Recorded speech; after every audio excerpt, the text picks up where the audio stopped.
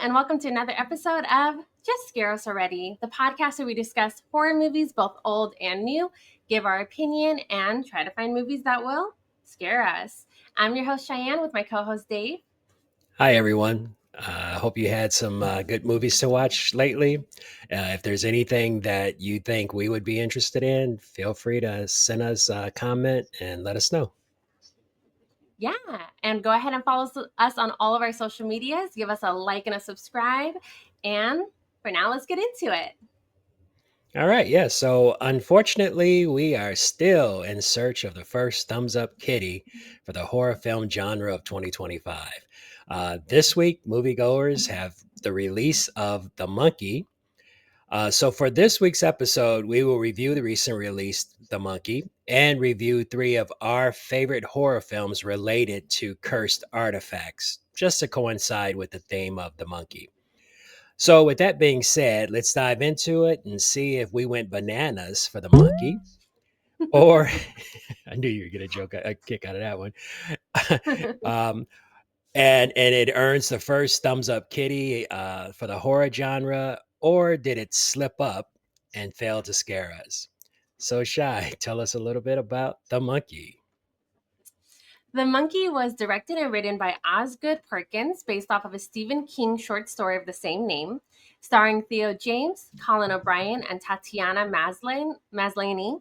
When twin brothers Bill and Hal find the father's old monkey toy in the attic, a series of gruesome deaths start. The siblings decide to throw the toy away and move on with their lives, growing apart over the years.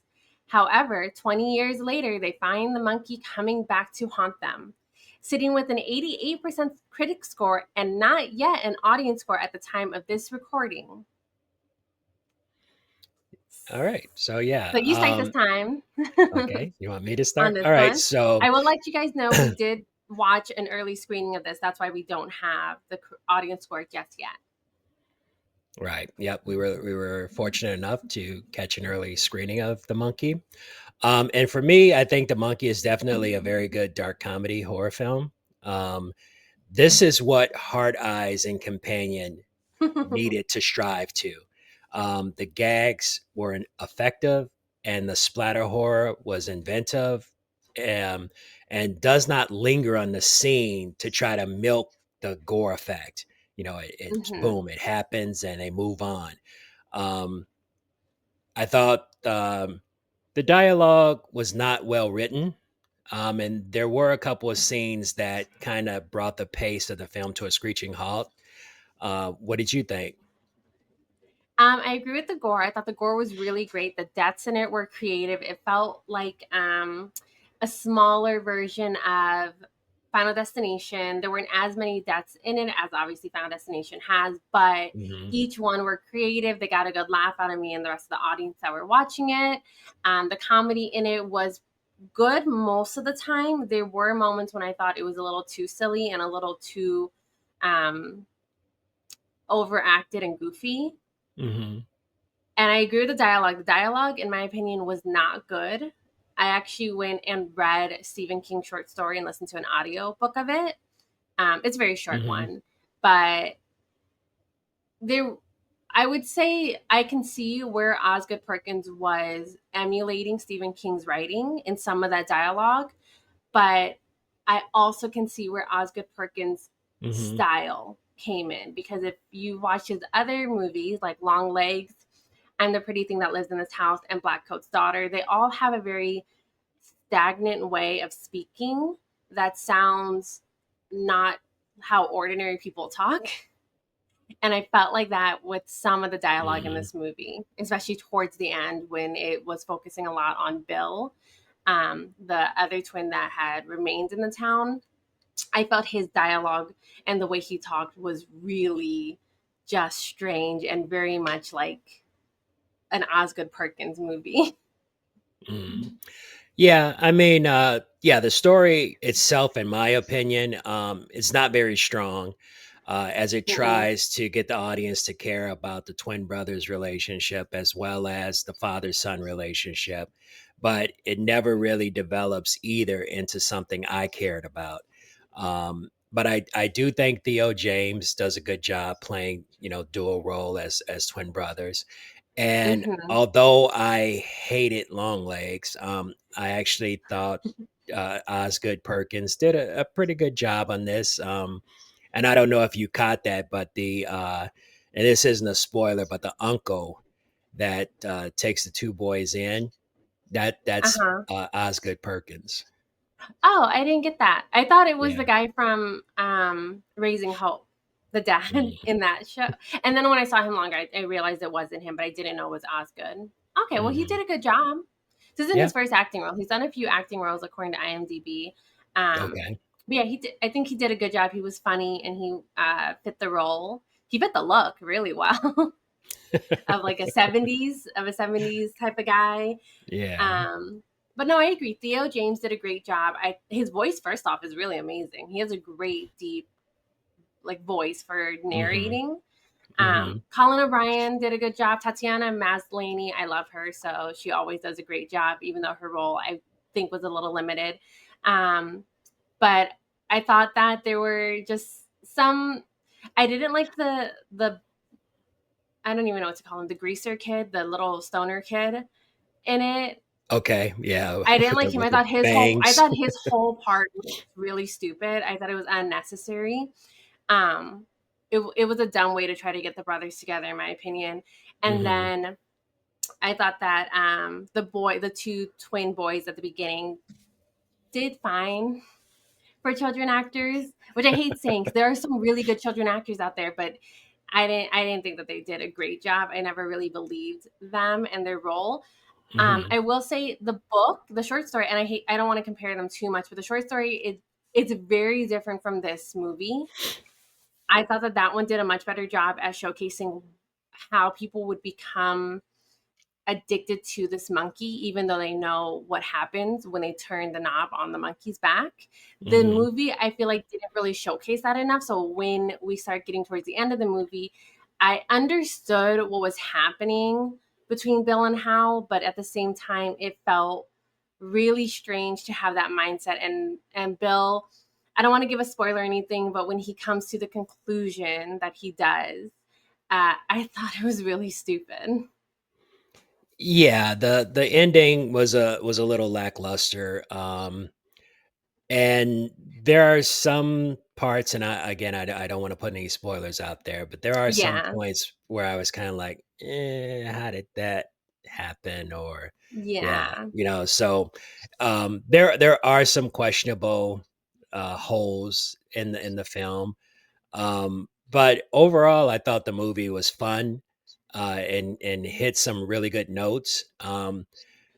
However, like I said, the climax and the concluding scenes left something to be desired. The resolution felt kind of empty and half-hearted.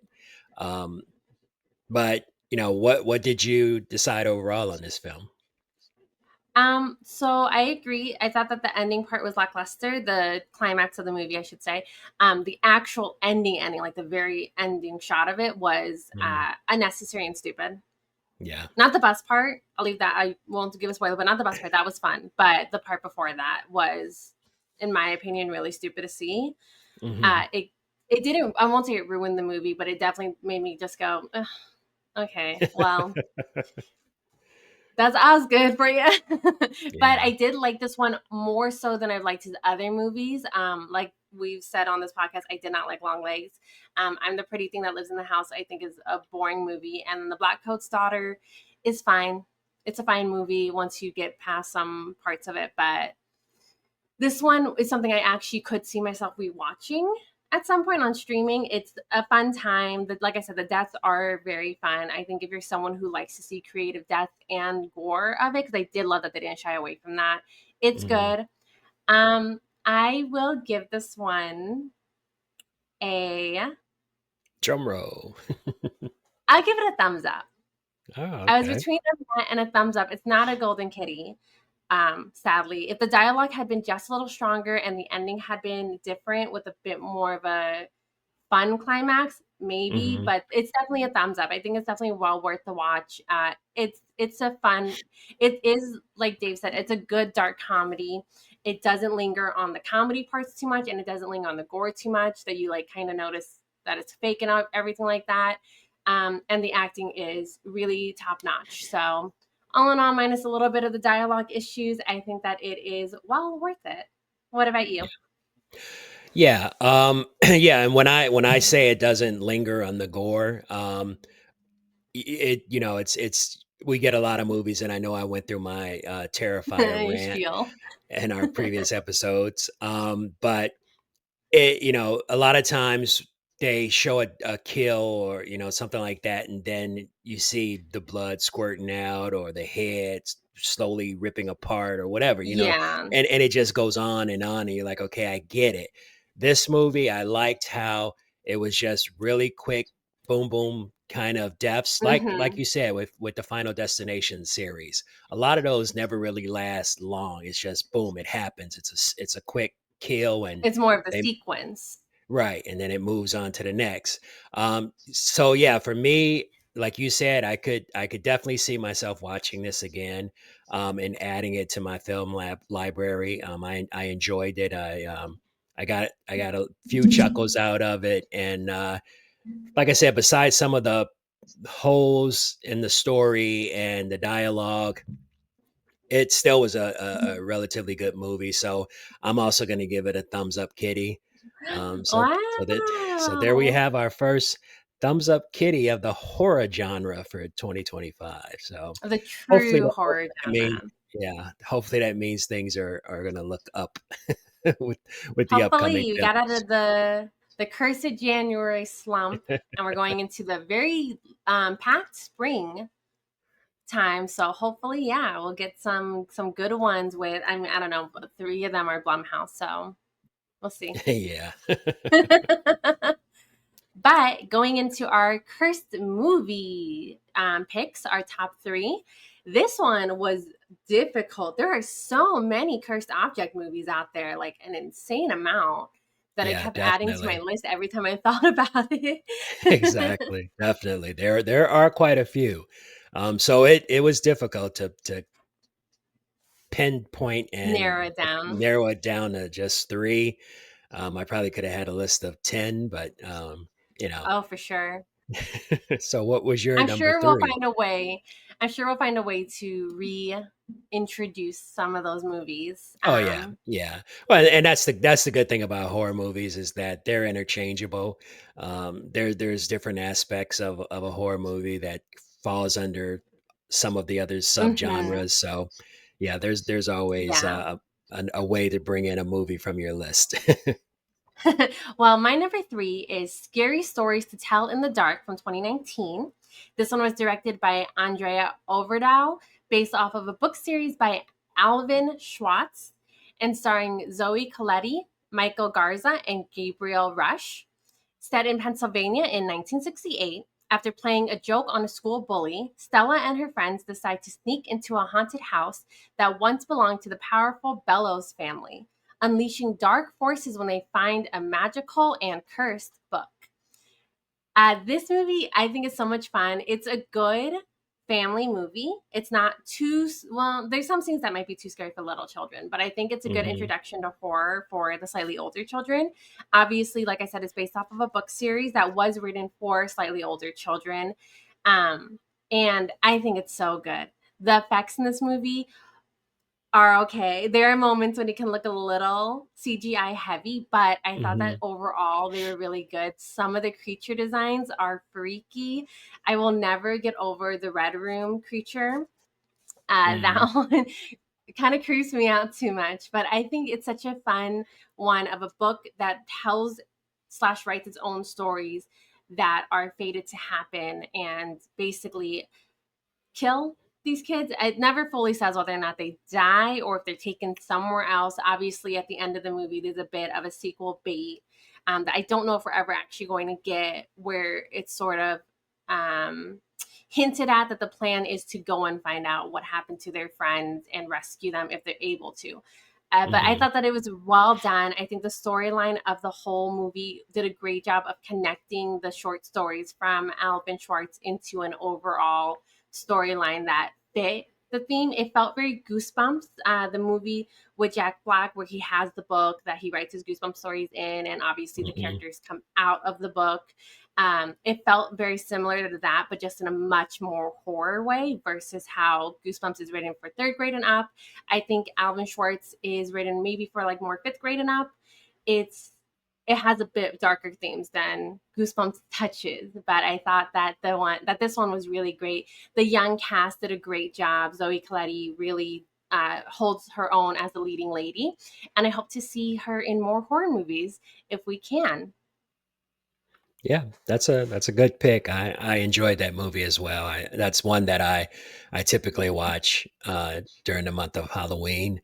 Um, like you said, it's definitely not Goosebumps. It's not as childish and PG as Goosebumps stories and movies can be, but it's also Mhm. not a gore fest or anything like that. It just has that enough tension on the surface that really makes it interesting and scary. So yeah, I definitely like that one. Mhm. And the zit scene. Ugh. When she pops the ugh. What about you? What made your top 3 list on the bottom of the list?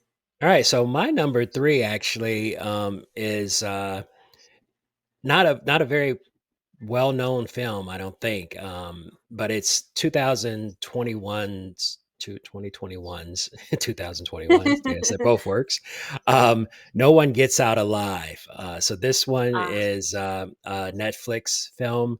So it stars Christina Rodello, Mark Mencha, and David Figueroa, and it's directed by Santiago McGinney.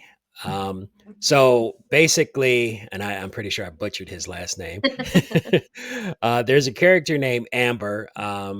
She's an undocumented, desperate Mexican immigrant who moves into a rundown Cleveland boarding house after her mother's death.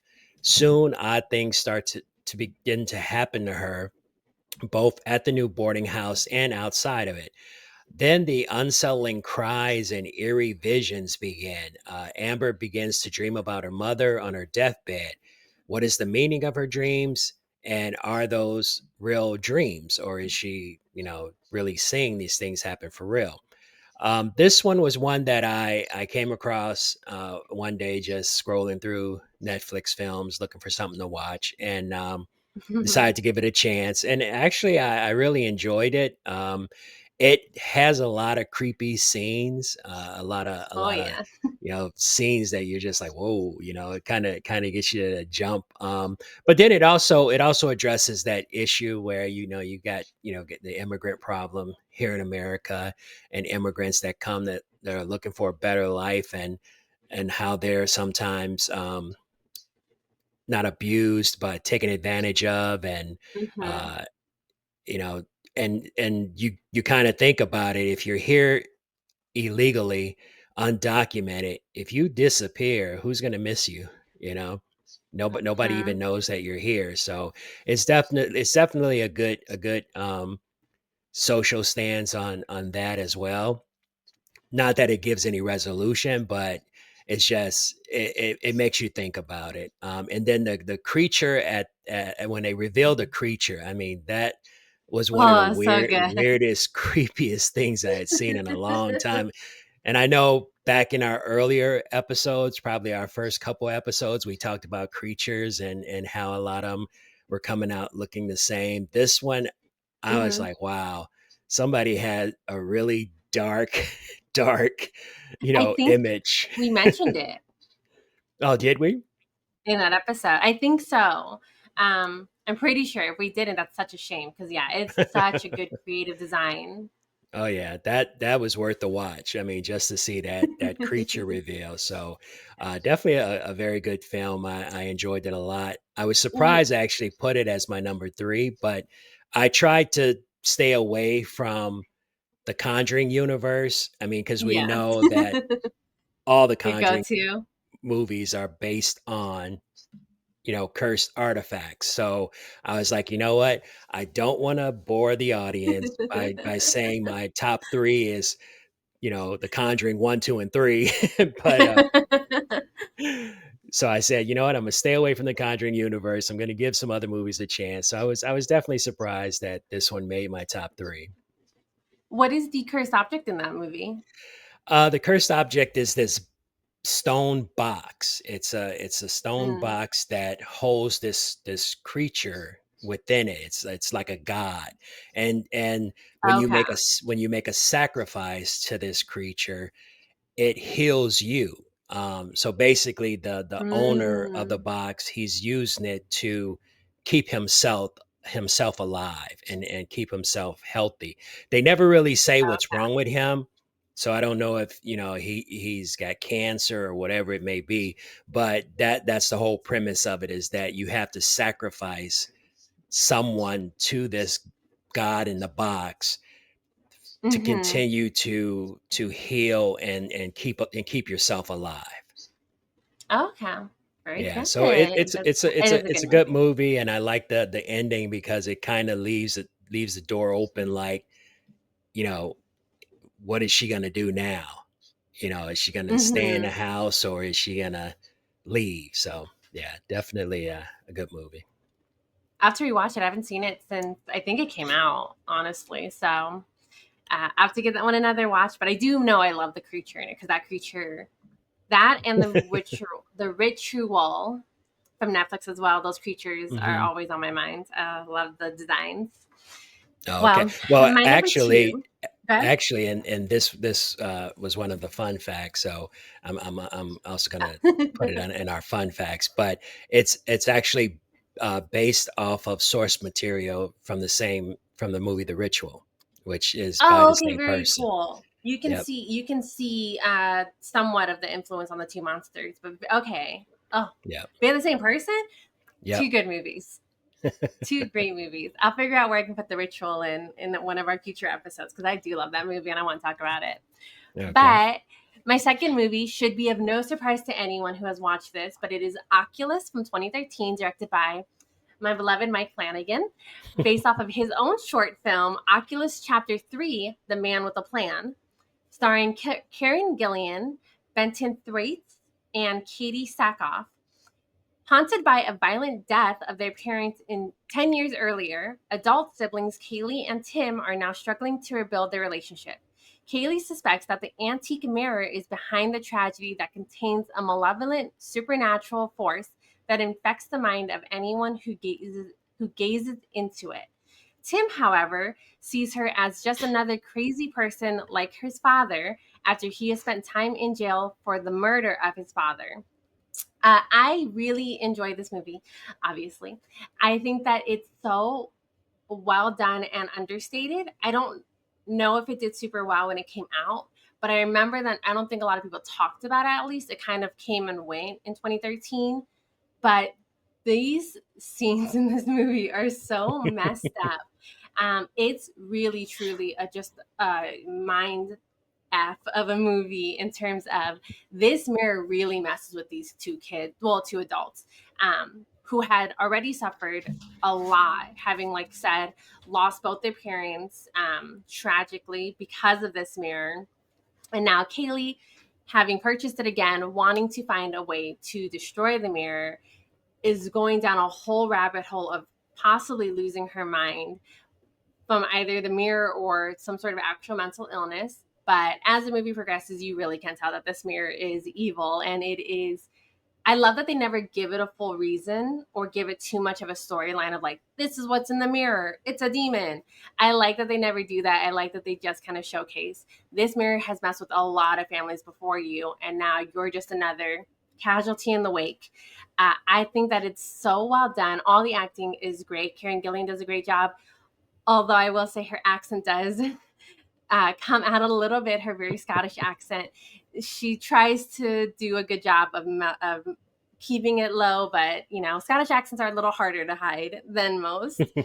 Benton Thwaites does a great job, and then Katie Sackhoff, who plays both their mother and the entity in the mirror, does a good job of playing both parts very well, of a sickly mother whose husband is losing his mind and a malevolent entity that is trying to coerce these two children or two adults into possibly dying. So I think that this one's great. The short film that is based off is also really fun to watch. I don't know where chapter 1 and 2 is, but chapter 3, The Man with the Plan, is really well done. You can understand where the whole concept came from start to finish, and then created this movie. Mike Flanagan does a phenomenal job as always. So I think that this movie is such a cool one to see. Yeah, that's definitely another good choice. I like that movie as well. That's definitely one that gets on my month of Halloween horror movies list. Definitely enjoyed it, and like you said, it is a trippy movie. The things that happen in the film, it's really inventive and well done. So yeah, definitely like that one. I did forget to add in, sorry. Scary Stories to Tell in the Dark is only for rent unless you have Apple TV. And then Oculus you can find on Prime and Plex. Okay, cool. All right, so my number two, and I had a hard time with number one and number two. I probably flipped them 10 Really? times. I was like, is this one better? Is that one better? So I finally made up my mind. So my number two is 2012's The Possession, which Ah, stars Jeffrey Dean Morgan, Kara Sedgwick, Natasha Calls, and Madison Davenport, and it's directed by Ola or Oli Bordell.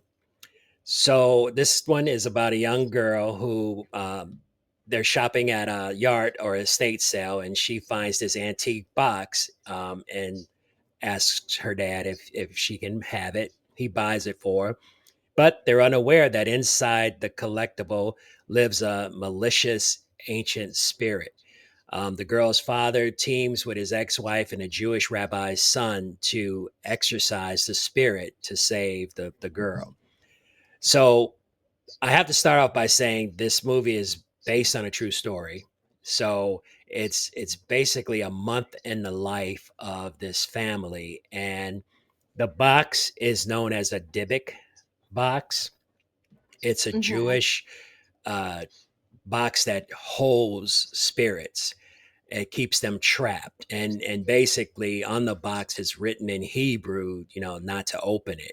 Beware, don't open it. mm, Unfortunately, the box is looking for a soul. So when the little girl starts to show interest in the box, the spirit allows her to open the box and release it. This movie, I thoroughly enjoy. I watch it a lot. I mean, I've probably seen this movie over 20 times. I think wow. the Yeah, I think the little girl does a phenomenal job in this film. She just really has this creepy look about her, especially after she starts to become possessed. Um, to me, it's just one of those movies that no matter how many times I watch it, it's still creepy. It's still, uh, gets under my skin. When they reveal the ancient spirit coming out of the Dybbuk box, it's like Mm-hmm, pretty freaky. Um, there are a lot of cliche, horror movie tropes in it that you're like, okay, you can expect what's going to happen next, but I think there are enough scenes that keeps this movie on the tracks and keeps the audience involved and interested. So mm-hmm. yeah, I definitely love this movie. So this That's one, so uh interesting. That's yeah, just so yeah, interesting. I wouldn't have expected it would make number two, let alone possibly number one on your list. yeah. I mean, I really thought this movie was really well done, especially. And like I said, you keep in mind that it's based on a true story, so Oh, it's wow. like, true stories Is always it? kind of get me. Well, no, it is, and Oh, actually, okay, and so that's why you and like I'm the Conjuring series. well, and I'm actually gonna spoil another one of my fun facts, but the real Dybbuk box is in Las Vegas, and it's said Oh. to be the most haunted object on Earth.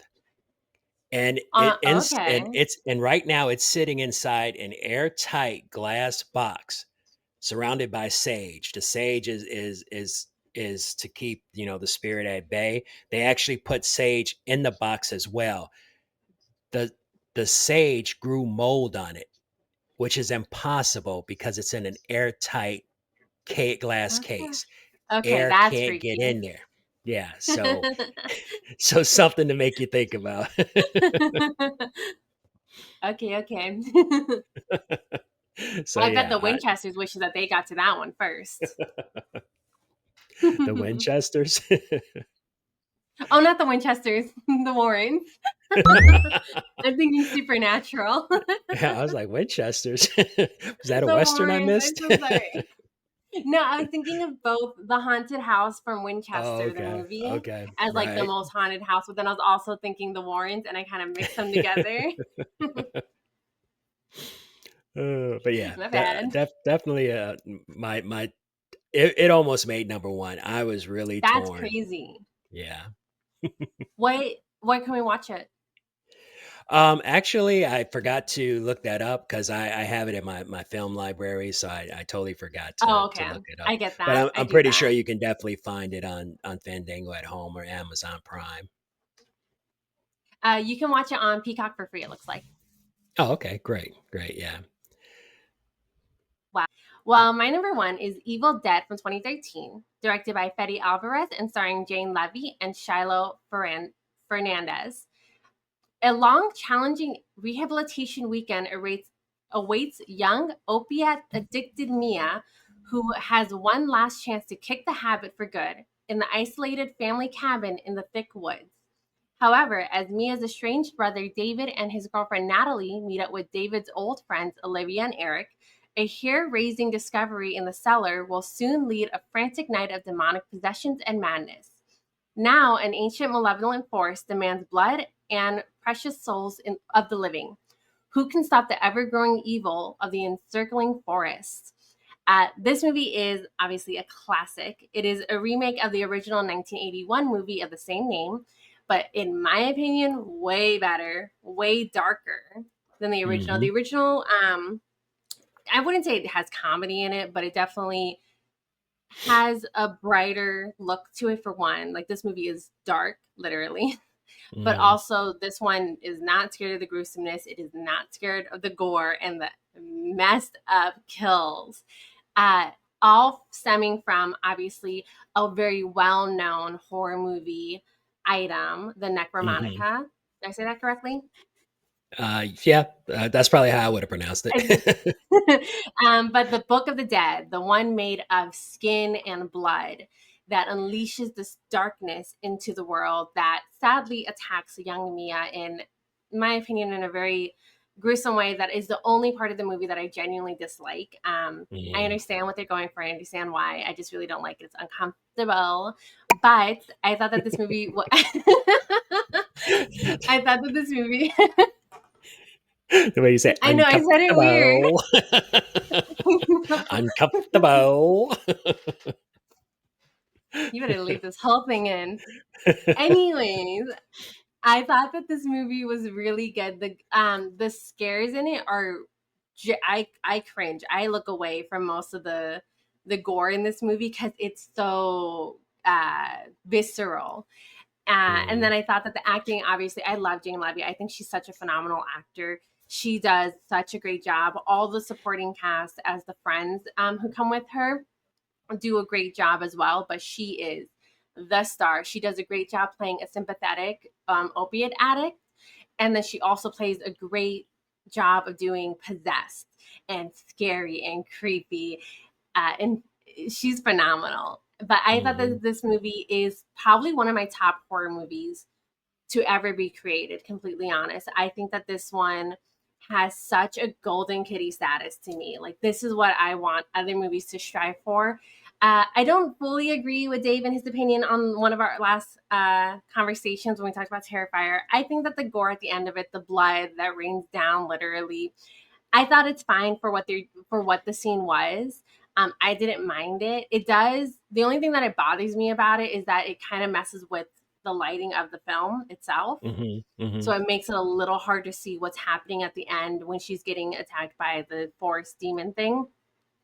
That's the only issue I had with it being literal blood instead of just being rain. But Hmm. I didn't mind it overall. I thought that it gave the movie an interesting look at the end and something that really sticks in your head. So I thought it was really great. I'm so sad that they never did another movie with Jane Levy in this world like they did with Ash, having, I believe, two other movies and then a whole TV show, Ash versus Hmm. the Dead or Ash versus the Evil Dead. I kind of wish she got a little bit more, at least the second part, but I'm cool with where it went from here to then Evil Dead Rises. And Hmm. I hope that they will do more because the Evil Dead series is just so top notch. Yeah, no, excellent, excellent pick. And I'm not gonna dwell too much on it because my number one is Evil Dead Rises from 2023. Starring Alyssa Sutherland, Lily Sullivan, and directed by Lee Corin.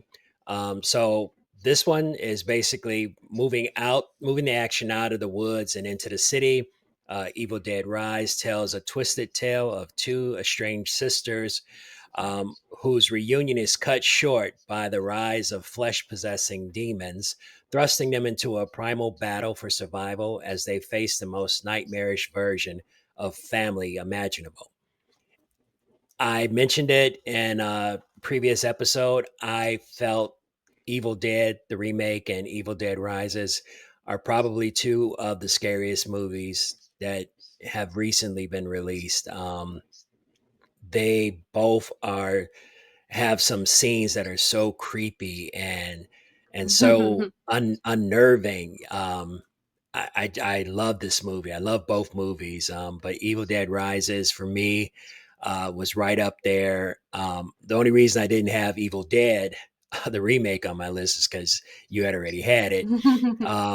Hot But dibs. Yeah, Evil Dead Rise, I love this movie. I actually, when it comes to the blood, again, I wasn't crazy about the amount of blood that was used at the end of Hmm. Evil Dead, and I didn't like the amount of blood that was used at the end of Evil Dead Rises. But the overall movie, creepy, scary, uh, just makes the hairs on the back of your neck stand up. I love the way they ended it, started, however you want to put it, but Uh-huh. it just leaves it out there like what the hell, you know, when you realize what you saw was the What you saw. the actual conclusion. Yeah, you're like, what the hell, Yeah. you know. So great movie. Both movies, Good I choice. can't say enough about them. Like you said, Golden Kitty status for sure. I can't get enough of it. And I thought, I always had a problem with child actors, and the kids that are in this movie, I felt sorry for them. I'm like, these Hmm. kids must have been tormented. I mean, they probably had visions in their head, especially the youngest daughter. What she went Uh-huh. through, I'm like, that little girl must be messed up in the head. I will say the only question I have for the Evil Dead series is if I mispronounce the words in the Necromonica or Necro Mhm, whatever, would mhm. the demons still come? Because I don't think I would pronounce any of that correctly based off of how we say most of the names on this show. Right? Would I be safe?